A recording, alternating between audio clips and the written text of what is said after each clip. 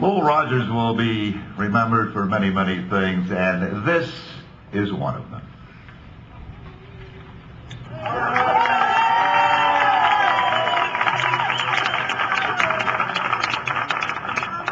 I didn't know they were still in town.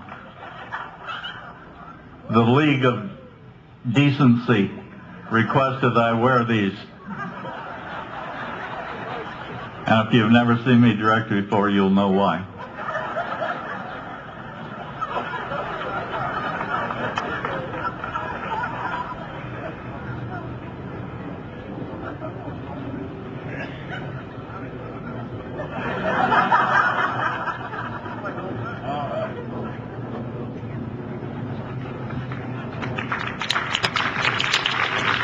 So at least for tonight, we have set some sort of precedent. Hey, wait!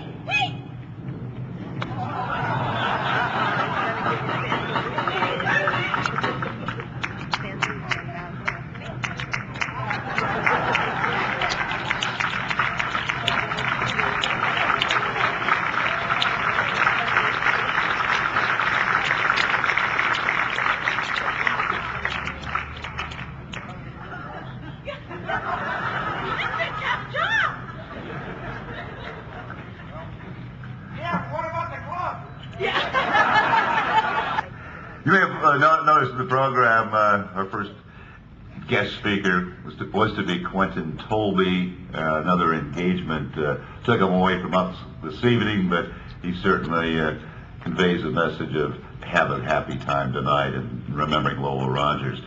And pinch hitting then for Quentin Tolby is a long time friend of Lowell Rogers, Merrill Harlan. Merrill?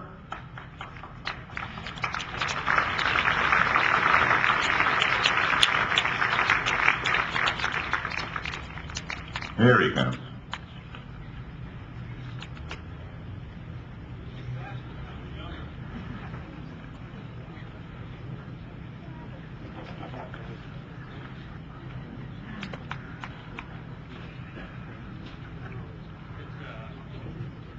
It's a pleasure to be here this evening to talk on behalf of Lowell. I knew Lowell for almost 40 years, and for 35 years we worked together in Glendale Elementary District. And I had the opportunity for 35 years of being his straight man. Those who didn't know Lowell missed out. Lowell had a tremendous sense of humor. Type of sense of humor, or the type of humor that is not seen very often now. It wasn't vulgar, wasn't demeaning. He was just truly a funny individual. And over the years, I watched him use his humor to make a point, sometimes to cool a conflict, and sometimes just to allow your mind to catch up with his. But he was truly a pleasure to be around. He not only had a good sense of humor, but he probably was the king of practical jokes. Many times those practical jokes put our job in peril. Because with Lowell, rank had no privilege. It didn't really make a difference if you were a school board member or whether you were a superintendent or a city councilman or even the mayor. You were fair game. And so even though he had developed a good reputation, sometimes the straight man caught the flack for it. But it was truly enjoyable. And I thought I'd share with you many of the things that we were involved in. Obviously, probably would not be appropriate to share with the group. However, there were a couple things that happened as it involved the community band that I thought I might share with you. If you were a friend of Lowell's, you never knew when you were going to be called upon to do something. And those of you who may know me, I have absolutely no musical talent. And Lowell knew that and took advantage of it many times. When he would talk to me about MacArthur Park, I thought it was a place he and Stella would take the kids when they were young to picnic.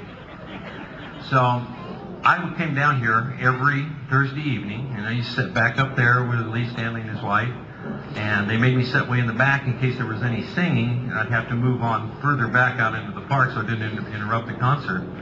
But Lowell came to me and he said, I want you to come into the band tonight. I said, well, Lowell, I can't play. He said, here's a clarinet, don't worry about it. Go in the clarinet section, just sit there, watch the person who's next to you, do whatever they do. And so I thought, well, how will I know when it's over? He said, you'll know. So I moved over into the clarinet section and I opened up the box, and there was this lady sitting next to me, an older lady, and she very graciously welcomed me to the community band. And I opened it up and opened the box up and put the clarinet together and kind of watched to see what she did. And she said, don't worry, don't be nervous, it'll be fine. And the band started playing. Well, the instrument I had, I couldn't have played it, it made no noise. So all I did out of the corner of my eye would watch her and see what she would do. And about halfway through the first song, there was this loud screech, and from someplace. It wasn't for me, because the instrument I was holding couldn't make any noise if I wanted to. And Lowell looked in my direction. And everybody kind of looked over there. Got into the second song, same thing happened. And Lowell again looked at me. Got to the third song, and the third time it happened, Lowell stopped the band and pointed at me and said, get out. So I picked the clarinet up, and I walked back up to my seat. Now the best part's yet to come. At the end of the concert, I still had Lowell's clarinet. And so I walked up to give Lowell his clarinet back, and this elderly lady who was playing next to me, who had graciously welcomed me, I'm sitting there about ready to give the clarinet back, and she comes up and steps between us and says to Lowell, that was the rudest thing I have ever in my life seen. This young man played extremely well. And I just smiled and gave him back his clarinet. The second story is the 4th of July. And those of you who are regulars to the community band know that the 4th of July concert is something special. And no matter what the crowds are, they're always larger on the 4th of July. Well, somebody had given Lowell and Lee a large flag, you know, the one that's flying here, a great big thing, enormous. And Lowell said to Lee and I want you to get up on the balcony up there, but I don't want you to duck down so nobody sees you. And spread that flag out, and I'll send 3 or 4 more people with you. And when we get to that part in the concert where we play Stars and Stripes Forever, you stay hidden, but throw the flag over, you know. And with the lights on it, it'll bring the people to tears. And so, you know, Lee and I figured, well, heck, we could do that. Now, we were a little bit concerned because the flag hadn't been unfolded for many, many years, and we weren't totally sure it had 50 stars on it. But we figured, what the heck, it's Lowell's thing, and we'd go ahead and do it. So we stayed hidden right up there, and the wind was blowing just like it is tonight. Now, the band was large. There was a large number of people performing that night, and the only difference was that night from tonight is the drum section was back behind the overhang here, which normally wouldn't be a problem. Now, Lowell made one mistake. He didn't measure the flag. So Lee and I are peeking right through that little area, and you can see it right there, waiting for Lowell's key, and the band's playing, and everybody's jazzed up, and Lowell kind of points to us, and Lee and I are so proud, and we dumped the flag over. What we didn't realize is when the flag dropped, it was so big that it covered the percussion section. And the people who were playing drums were pulling on it, trying to see Lowell directing, and Lee and I were excited. We figured, oh man, it's blowing. They better hold on to this thing, and the people were hysterical because we were having a tug of war with the American flag. So it didn't always work out. But Lowell was, as I said in the beginning, if you hadn't had an opportunity to know Lowell, you missed out. And the community band was very special to Lowell. Music was very special to Lowell, and making people laugh was very special. And the community band was an opportunity for him to put 2 great loves together. And from a spectator standpoint, you could come here, as you do now, on a Thursday evening when things are hectic and things are not always going the way you would like, and you could pull up your lawn chair and for 2 hours you forgot about everything and you enjoyed a beautiful evening, and it cost you not one dime. So I'll leave you with that and let you know that it was a true honor to have Lowell Rogers as a friend. This one, but there was one concert where Lowell wanted to play a tune to salute the state of Arizona, but he couldn't come up with one, so the band instead played Oklahoma. And I guess the thinking was Oklahoma's not too far from Arizona. Well, this evening our conductor looked for a polka to honor the state of Ohio. He couldn't find one either. So he chose one from Pennsylvania. And the thing, of course, Pennsylvania is not too far from Ohio.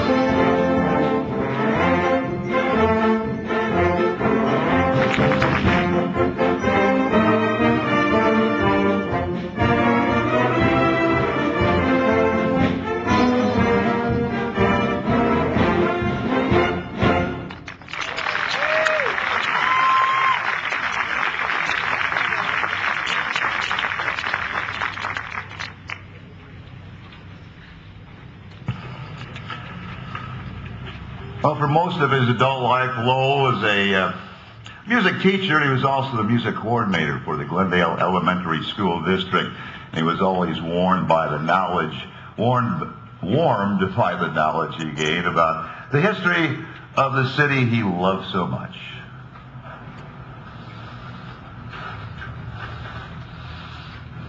We also tried to tie a lot of the numbers into the history of Glendale. And we were trying to find how dry I am, because a lot of people don't realize it, but Glendale was started as a temperance colony. But we found Sweet Adeline, so I mentioned that to the band the other day, and they said they drink to that. The fact that Glendale started as a temperance colony probably explains the reason why they didn't have a community band until 19 years ago.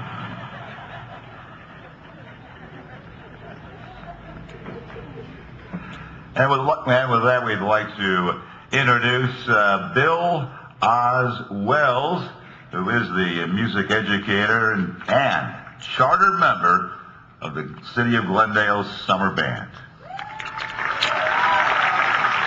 The band continued to grow under Lowell and succeeding band directors to its present membership of over 200 musicians. Lowell appreciated the present facility that we have here and the support provided by the city of Glendale. He loved Glendale and the idea of a free band concert in the town square for all the people in the community to enjoy.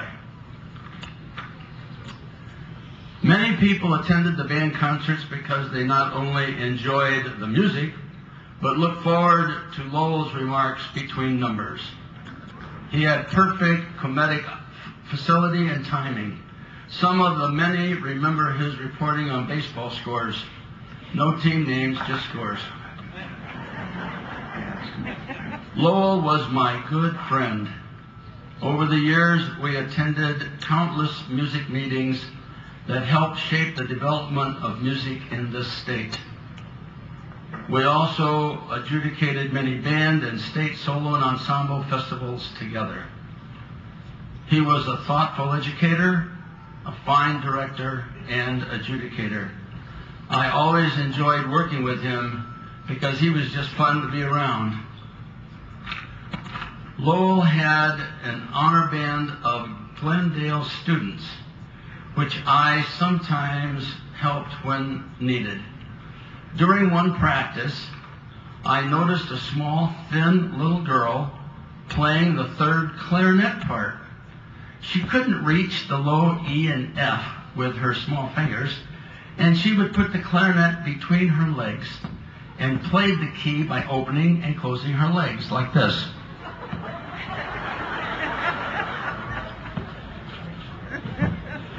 I was amazed. When I saw Lowell, I told him about it, and he just laughed and said, "You ought to see her trill."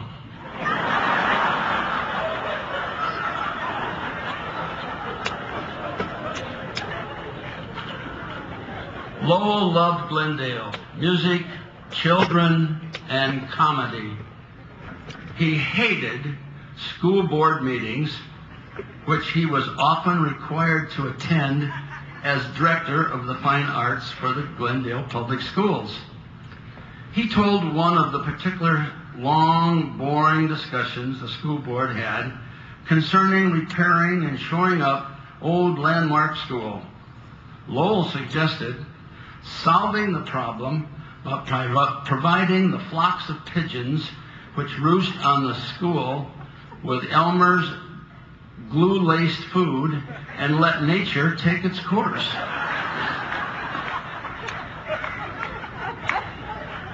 This community band is a fitting and continuing tribute to a fine musician, educator, and good friend. I will miss him. Thank you.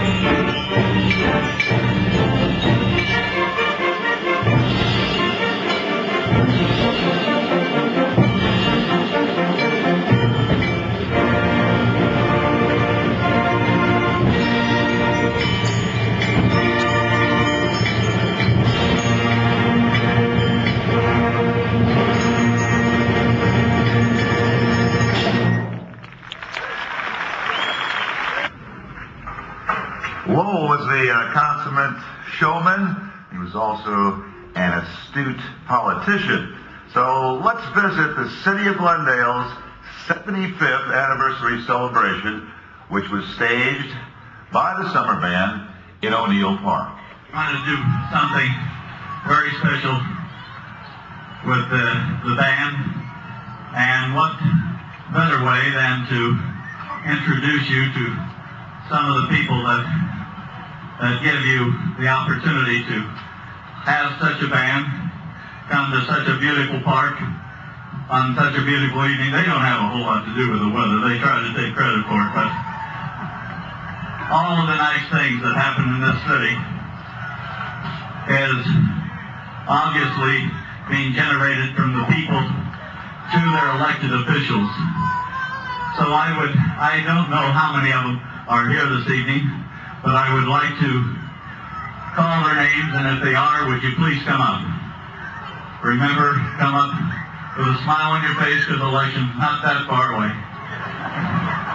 Of course, one of our most energetic, great mayors, in fact, I hope that he can continue to be mayor for a good number of years here, George Renner. George, would you come up?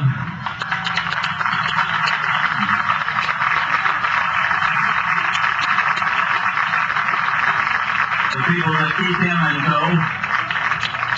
And as I say, I didn't check everyone. The councilmen, you get ready to help me with anyone I miss. Quentin Tolby. Quentin, would you come up, please? Bob Huffman. Over here. Phyllis Ward. Is Richard Bell here tonight? I was going to put Richard back on drums. Richard used to play in the Wildcat Unit 1 band. Joe Falbo, he's out irrigating tonight, isn't he? Okay. And Bruce Equal. Is Bruce here? Bruce has been here at several concerts. We got time, Colville? Okay. Is Marty Vanderkoor here, the city manager? Marty here tonight? Okay. And the man that I work directly with on with the Recreation Department, Lee Stanley. Lee, would you come on up here? Where is Lee? All right. I hope this goes better than it did at rehearsal. We're going to ask the mayor to lead the band. That's the band. And that's audience, that's band. Okay. And happy birthday. And we're going to ask the barbershop quartet here to lead the audience into Happy Birthday, Dear Glendale. And I hope you have this on tape. We'll probably be on Make Me Laugh. By the way, let me get a plug-in for these people that are out here filming tonight. This will be on Glendale Store cable on channel 104. It will run starting the first part of July through the 80th anniversary. That's how they run it? Okay. So here is Happy Birthday. Please join in. Do anything to drown this group out. All right.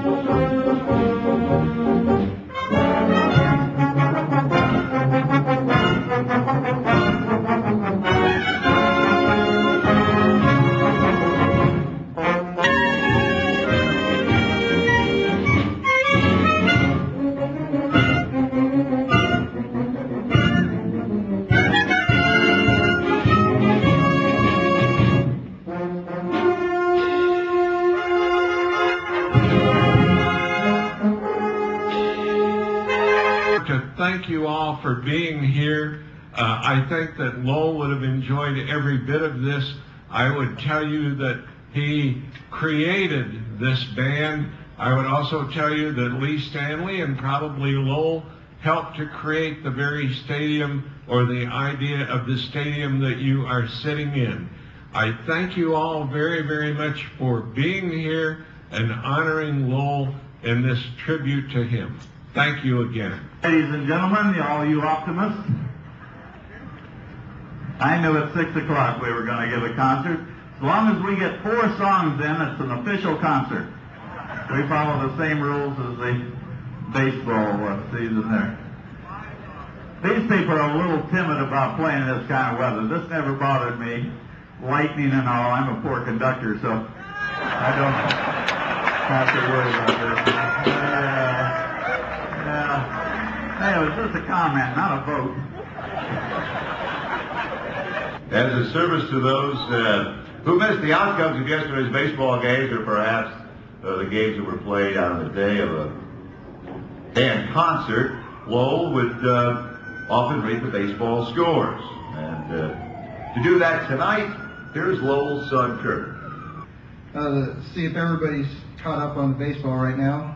Some of the scores here are 4-1, 2-0, 5-4, 8-4.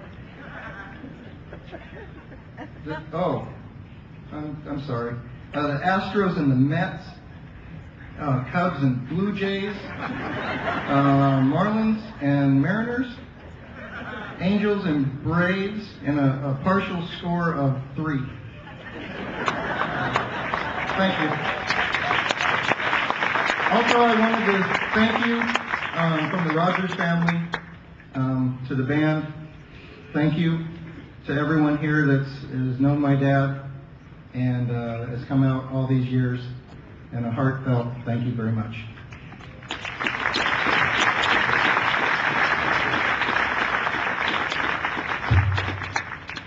Thanks, Kurt. Did your team win? Well, Lowell not only conducted music, he wrote some music as well. Let's listen to what is entitled Space Explorer.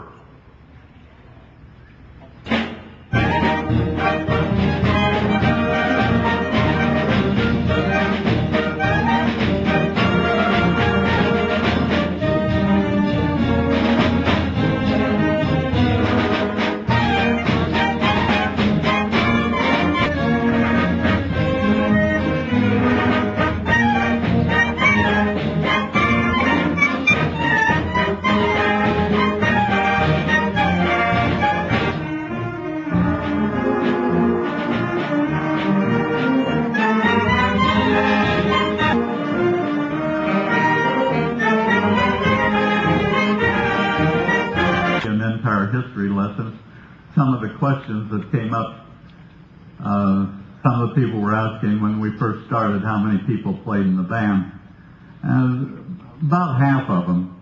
And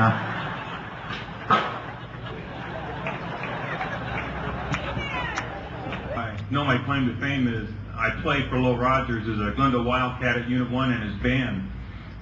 I remember it well. I was 9 years old, and I went over and said, "Mr. Rogers, I'm your trombone player." He said, "Yeah, and I'm an astronaut." I waited another year, and I was 10, and I told him I was going to play in his district band, and he again told me he was an astronaut. It took me years to find that funny. But playing for Lowell, that's what we did. We played. Our band played for PTA meetings. We played for the schools. We played for schools in other districts. He would take our band up north. We played up at the Pioneer Home in Prescott. We played for the veterans at Fort Whipple. You're going to remember this. We played at Legend City numerous times. He had a pit band. We put on yearly musicals. We even put on the play he wrote called Get That Vote. He had a great sense of humor, and he also was a serious band director. I can remember one time he was just so mad because somebody in a band, he said, if I could throw Jay Maines out of the band, I would.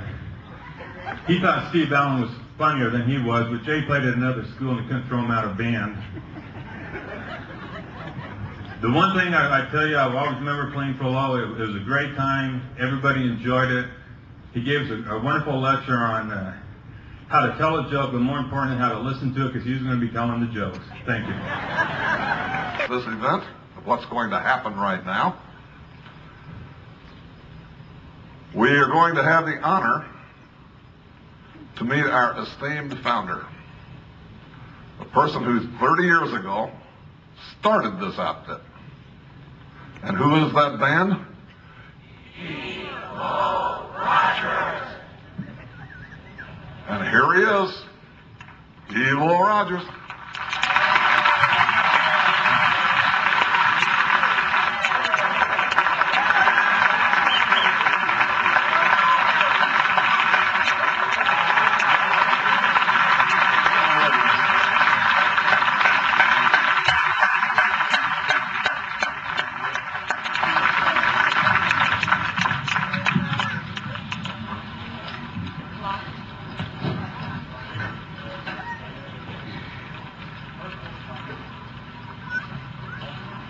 Lowell, just a second. We can't start yet.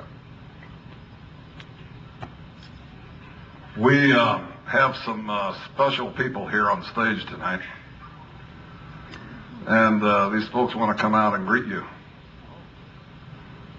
The mayor of Glendale, Elaine Scruggs, and the vice mayor, Tom Eggleston. Come on out.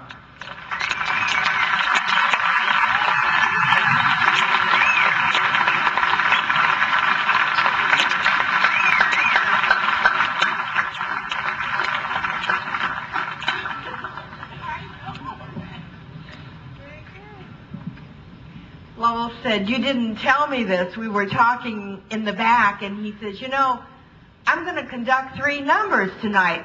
I said, "That's so." And he says, "Why don't you stick around and listen?" Well, okay, I guess I'll do that. You know, go back a number of years. I think I first met Lowell Rogers when my daughter was going to school in the Glendale Elementary School District. And Lowell was teaching music and different committees and one thing and another, and that's the first way that I got to know him, even before community band. But when we have special events like this, gives me a good opportunity to brush up on some of the history that has gone on in this city over the years. And one of the things that I learned was that when Lowell started the community band, the first appearance was on a borrowed portable stage in O'Neill Park in Glendale. And some of the other venues that the community band played were Murphy Park here, a grocery store parking lot, the Sun Bowl in Sun City, and various parks in Phoenix. And then when this building and this complex was being designed by Robert Sexton, well, lo and behold, Robert was a member of the community band, wasn't he, Lowell? And I'm sure Lowell didn't put any pressure on Bob to design in this amphitheater, but that's kind of what happened, and we're very fortunate for it. We're very, very lucky that we have the amphitheater. We're very lucky to have Lowell Rogers, and I'll tell you that people talk to me, and I know to Tom all the time, and just say how much they enjoy the community, the summer band concerts. I've had people this year, for some reason, insist that we've shortened the schedule, and they're kind of mad about it. You haven't done that, John, have you? Okay. But you all enjoy it, don't you? And wanted to stay. What I'd like to do is I'd like to first read a proclamation here and ask John to kind of come over a little closer too. This proclamation from the City of Glendale says, whereas the Glendale Summer Band is celebrating its 30th season this year, and whereas in 1967 the group's first performance was at O'Neill Park in Glendale on a borrowed portable stage, and soon after that performance the band moved on to more visible places, and whereas the band began with 15 members and has since grown to more than 100 members ranging from ages 16 to 85, and whereas the Glendale Summer Band has performed free outdoor concerts at the Glendale Municipal Amphitheater in Murphy Park for an audience ranging from 500 to more than 1,000, And whereas Lowell Rogers was the first director of the Glendale Summer Band and continued as director for 22 years prior to announcing his retirement, and whereas our community has benefited from the hard work and musical talent that this group has provided us through the years, and whereas it is a pleasure to extend this expression of our esteem and best wishes to the members of the band and to its current director, John Ferris, who has been conducting the Glendale Summer Band for 4 years. Now therefore, I, Elaine M. Scruggs, Mayor of the City of Glendale, Arizona, do hereby proclaim June 12, 1997 as the Glendale Summer Band's 30th anniversary in our community, and encourage all Glendale residents to become acquainted with the Thursday night free Glendale Summer Band concert series. John, I'd like to present this to you. And I think for Lowell Rogers, we have a plaque that says, presented to E. Lowell Rogers in recognition of your significant contribution to the community as the founding musical director of the Glendale Summer Band, 1967 to 1989. Thank you.